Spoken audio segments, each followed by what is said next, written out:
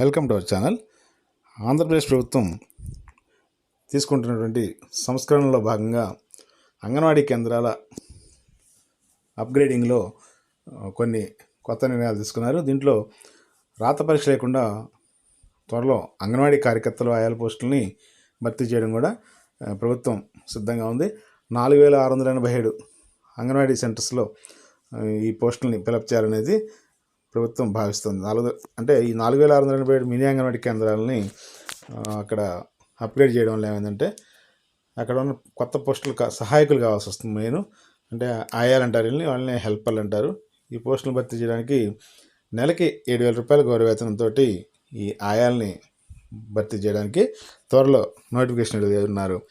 ఇటీవలే ఈ 4687 mini anganwadi కేంద్రాలని main anganwadi కేంద్రాలుగా మార్చడంతో ఈ అప్గ్రేడేషన్ దానిలో మనకి కొత్త పోస్టులు క్రియేట్ అయినాయి.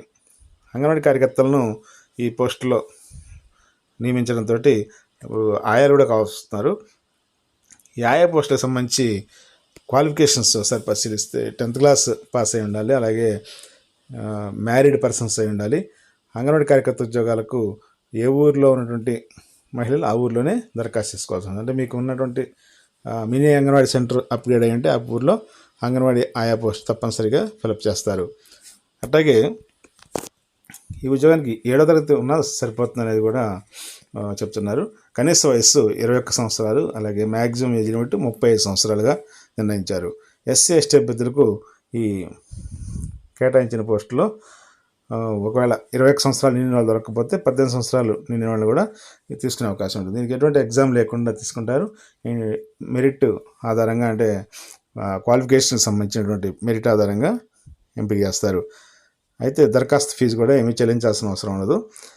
సర్టిఫికెట్స్ మీరు క్వాలిఫై అయినటువంటి 10th క్లాస్ లేదా 7th క్లాస్ అనేది ఆ సర్టిఫికేట్తో పాటు క్యాష్ సర్టిఫికెట్, అలాగే రెసిడెన్స్ సంబంధించిన ప్రూఫ్ ఇవన్నీ కూడా సబ్మిట్ చేసి అంగన్వాడీ ప్రాజెక్ట్ ఆఫీసుల్లో ఆ పోస్టులు ఎక్కడైతే ఖాళీ ఉన్నాయో ఆ ఊళ్ళో ఉన్నటువంటి పోస్టులు సంబంధించి కన్సర్న్డ్ క్యాండిడేట్స్ ఆ ప్రాజెక్ట్ కార్యాలయంలో ఈ అప్లికేషన్స్ని సబ్మిట్ చేస్తుంటుంది.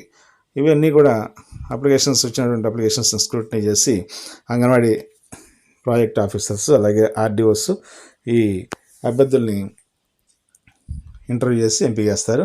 ఇందులో 10th క్లాస్ పాస్ అయితే 50 మార్కులు, ప్రీ స్కూల్ ట్రైనింగ్ ఉన్నట్టయితే 5 మార్కులు, అలాగే వితంతు 5 మార్కులు, చిన్నపిల్లలతో అంటే చిన్నపిల్లలు ఉన్నటువంటి వితంతు మహిళకి 5 మార్కులు, అలాగే అనాథలుగా ఉండే అభ్యర్థి అంటే తల్లిదండ్రులు లేనటువంటి క్యాండిడేట్స్కి అయితే 10 మార్క్స్, హ్యాండిక్యాప్డ్ క్యాండిడేట్స్కి 5 మార్క్స్ ఇవన్నీ కూడా కేటాయిస్తారు. అదనంగా మొత్తం 100 మార్కులకి ఇంటర్వ్యూ ఉంటుంది.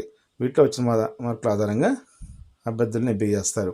అయితే ఏ ప్రాజెక్టులో ఖాళీలు ఉన్నాయి, ఆ ప్రాజెక్టు పరిధిలో ఉన్నటువంటి ఏ గ్రామంలో ఖాళీలు ఉన్నాయి మినీ అంగన్వాడీ కేంద్రాల్లో అనేది త్వరలోనే మనకి క్లారిటీ వస్తుంది. ఇవన్నీ కూడా ఆ ప్రాజెక్ట్ కార్యాలయాల ద్వారా మనకి నోటిఫికేషన్స్ ఇష్యూ అవుతాయి. నోటిఫికేషన్ ఇష్యూ అవగానే మళ్ళీ ఒక వీడియో ప్రజెంట్ చేస్తాం. తద్వారా మీరు ఆ అప్లికేషన్లో సబ్మిట్ చేసి ఉద్యోగాలు పొందే అవకాశం ఉండొచ్చు. Thank you very much.